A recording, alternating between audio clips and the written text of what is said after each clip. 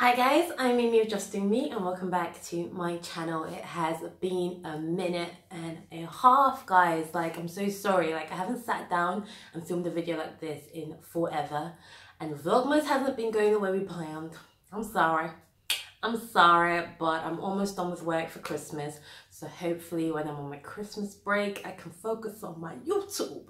But guys, I've got a doozy for you today. I've got a story time, and I know you guys love the story times, and we are kicking it back over 15 years ago, so this will be the oldest story time, I guess, oldest adventure that I've shared with you guys, and it's definitely interesting if the title and the thumbnail have not given it away. Yes, I was a naughty girl when I was younger.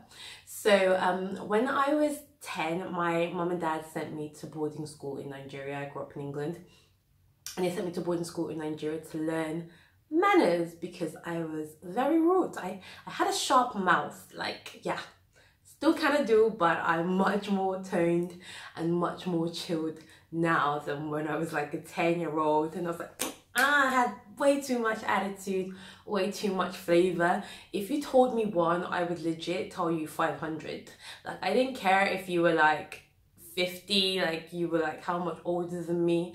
I was oh no, you ain't gonna come for me unless I send for you.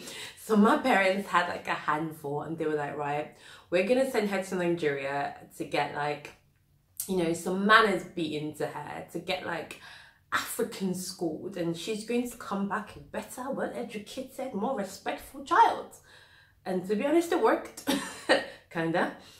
But we had a few slip-ups on the way.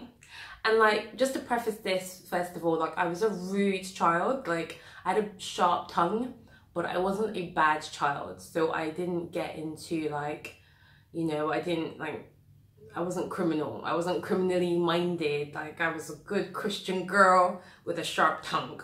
That's about it. So yeah, so my parents sent me back to boarding school in Nigeria, and it was nothing I'd ever experienced. My British ass, oh my god, what is this? You had to shave all your hair off, girls and boys, you could only have a certain amount of underwear. It was just so regimented, and in Africa obviously there's the culture of seniority, and juniors serve and cater to the seniors, and I was just from where, from who, from why? Me? You guys can imagine how much spice I had. I was just no. So boarding school was definitely a bit torturous for me because it was a complete new world, and I really had to calm my spirit and humble my soul a little bit. But yeah, let's get into this story time. But I just wanted to preface and set the scene. I'm in a new country, not really that used to the customs and the cultures. I speak different from everybody. Everybody knows I'm from the UK. I'm a bad child, you know, away from my family at 10 years old, and yeah, I got into some trouble. Now, we had this culture of breakfast in the morning. So it wasn't even breakfast, it's before breakfast. So you would go for tea, you would go for morning classes, and then you would go for breakfast. So this tea session, the juniors were responsible for getting the tea ready with the matrons in the kitchen. So how that used to work is we'd be in the big hall, and there are these packets of biscuits called Okin biscuits. These were our staples back in my boarding school. Okin biscuits, and there'd be a pack. I'll see if I can find a picture and put it on the screen. There'd be a pack with 3 or 4. I think it was 4 pieces of biscuits inside, and they were literally you would get 2 each and a cup of tea or a cup of hot chocolate, and people lived for that. It was literally military school. When you got your little Okin biscuit, you ran and you hid it away, you treasured that before some mean senior comes and takes it off you.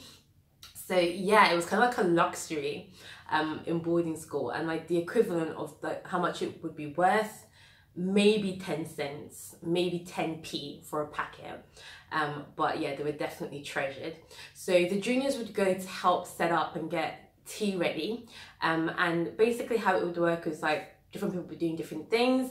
And this one fine day, I'd probably been at boarding school for about 6 months, and I was feeling real brave with myself. And I was like, today is the day.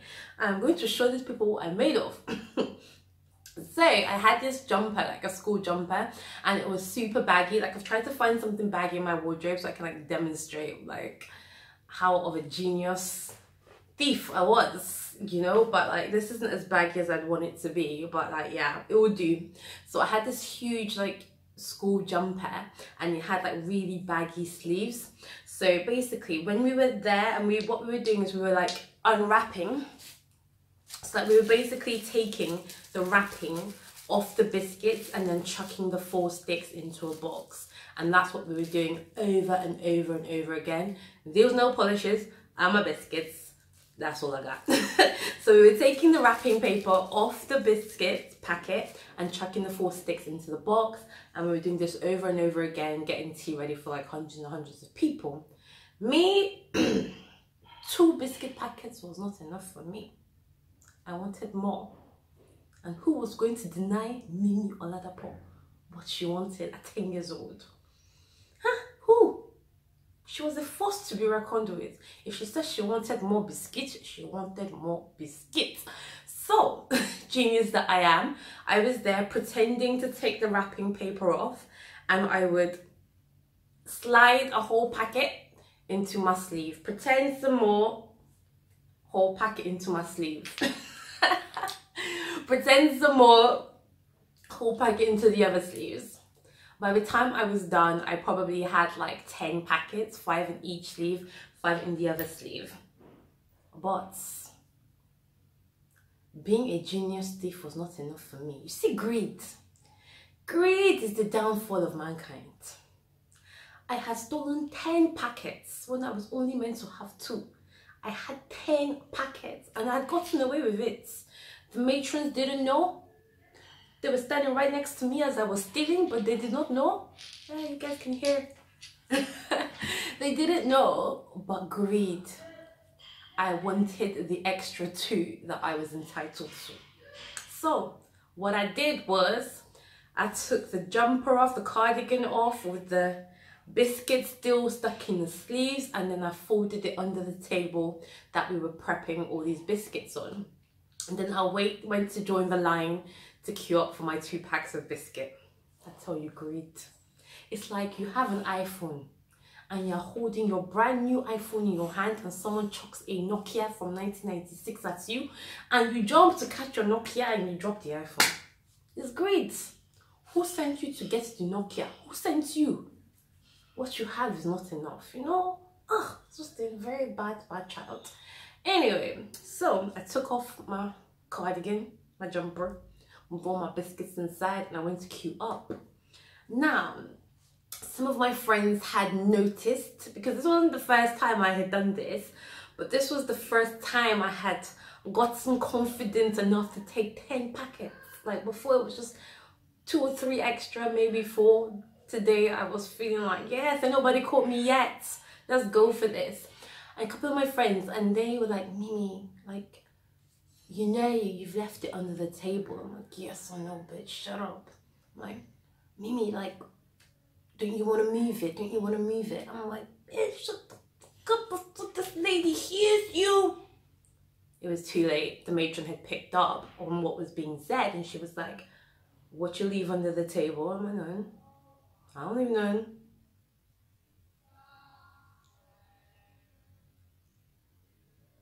But I was a bad child. So would you have believed me? Nope, she didn't believe me. She went to check and she found my stash of Okin biscuits. Ha! I was in hot water. I was in hot pepper soup, as my Nigerians like to say. I was in Holy Ghost fire. I was caught red-handed. Yes. And this matron, she dragged me out in front of like half the school. And you know, corporal punishment where they make you like kneel down. She made me kneel down, put my hands in the air, and everybody after their breakfast was walking past and just thinking, what has this child done? Some people knew, obviously, that I had got caught stealing, but by the time the day was over, apparently I had broken into the head principal's office and stolen, I don't even know what, like the stories, the versions of what I had done, my transgressions had like, what do they call it, Chinese whispers. I had some glorious adventures that I had gotten up to. I was a legend. People were looking up to me like, you're a hard babe, man. You're a hard babe. And meanwhile, I was just stealing Okin biscuits. 10 cents worth of Okin biscuits. I didn't even have ambition as a thief. Was there no better things in that whole school to steal? Mimi, it was 10 cents biscuits you were stealing. Anyway, so the matron, after everybody's left and I'm stuck there with her, she's like, I'm going to tell the headmistress, I'm going to tell your mother, you are getting expelled today. It's over. You can't be going around stealing from me. It's over. Hey. Wow. I tell you about fear. I have done very many stupid things in my life, but not many have caught me the way that one caught me. Like to have to explain to my very Nigerian African mother that I was being expelled for stealing 10 naira biscuits, 10 cents biscuits, 10 pence biscuits, when she was paying hundreds of thousands of naira to send me to good private school. I was expelled for stealing Okin biscuits. Shit, mate, like I was effed. I was like, oh, my life is over. My mom is gonna kill me. My father's gonna disown me. Fumila, you are just a useless person. What a thing to get expelled for. And I was shook, man. I cried. I begged this lady. I pleaded for my life. I was like, please, auntie, please help me. Please help me. After about an hour more of begging and pleading, she said, okay, I forgive you. You can go to your class. Hey. And like for the longest time, I thought this woman really did me a favor, you know.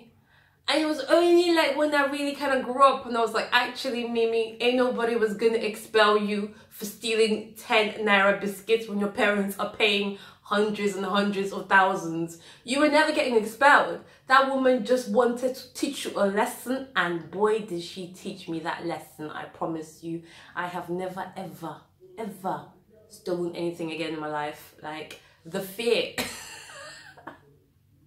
The fear of stealing, like I can't do it, like I can't do it, you know. But wow, yeah, yes, I was the biscuit stealer in school.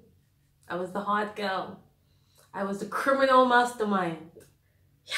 So anyway, guys, that is the story time, and I hope it's funny. I don't know. Let me know in the comment section below. Who else went to boarding school in Africa? Like, yeah, my parents. But they were pretty happy because when I came back, I was a reformed girl. I didn't steal no more. I didn't talk back to my elders no more. I made my bed every morning when I got up. I was a good girl for about a year. Then I backslid back into British. Oh no, you can't tell me nothing. Like, who the hell do you think you're talking to? So guys, hope you enjoyed the story time. Look out for more. There's going to be a lot of good content coming up over the next few days. I'm going to have time. No more work. Hope you guys are getting ready for an amazing Christmas. And by the way, my giveaway is now closed. I will announce it in the comment section. I think the person who won, the handle started with like Paolo or something, but I'll put it in the comment section. So congratulations, you've already been contacted by email to let you know about how to get your free Yod watch for Christmas. I love you. Thank you guys for entering. You're looking good. You're feeling good. Classic. Oh na na na, oh na na na. I remember then when we done it also for the street.